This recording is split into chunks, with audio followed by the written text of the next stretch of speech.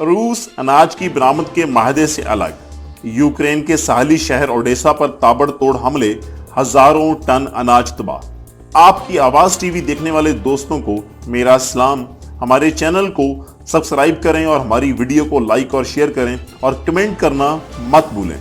रूस के यूक्रेन पर हमले के बाद तुर्की के सदर तैयब एर्दोगान और अक़वाम मुत्तहिदा के सेक्रेटरी जनरल अंतोनियो गुतेरेस की मदद से 22 जुलाई 2022 को यूक्रेन से अनाज की बरामद का माहदा हुआ था, जो अब खत्म हो चुका है।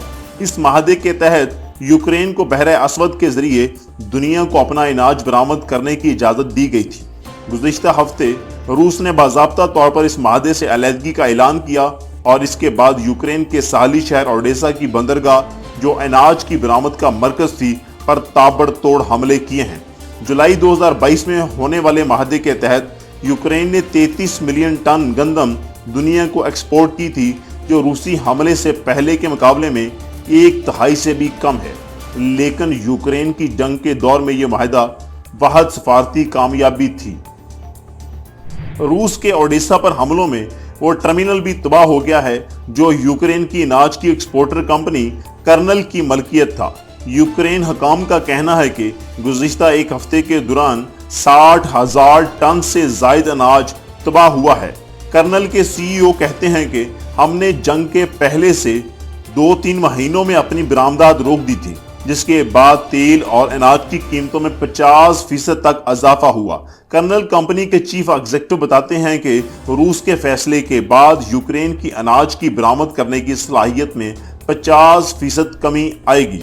ओडेसा शहर के मेयर बताते हैं कि मॉस्को सिर्फ ये दिखाना चाहता है कि इसकी मर्जी के बगैर कुछ भी बरामद नहीं किया जाएगा।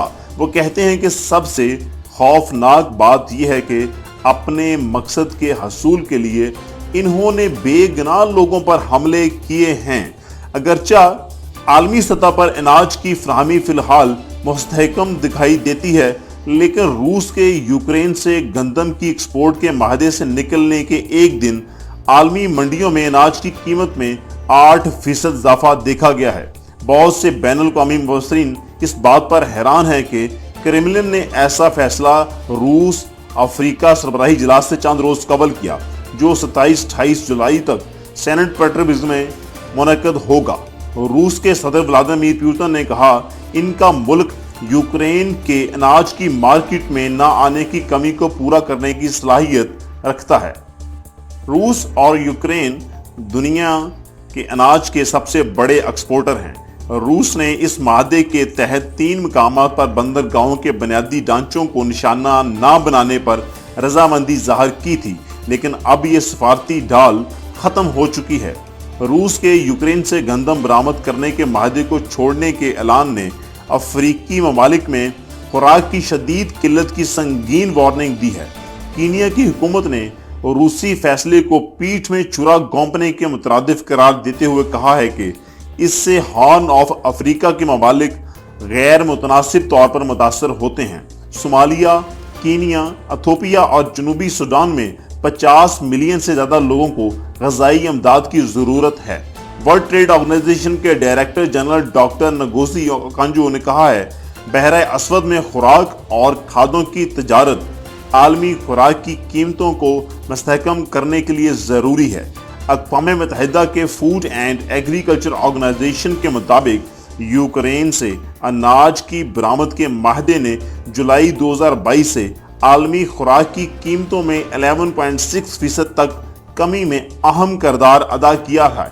माहिरीन को खदशा है रूस के यूक्रेन से अनाज के माहदे से अलहदगी के बाद खुराक की कीमतों में इजाफा हो जाएगा। हम उम्मीद करते हैं हमारी आज की वीडियो आपको पसंद आई होगी। हमारे चैनल को सब्सक्राइब करें, हमारी वीडियो को लाइक एंड शेयर करें।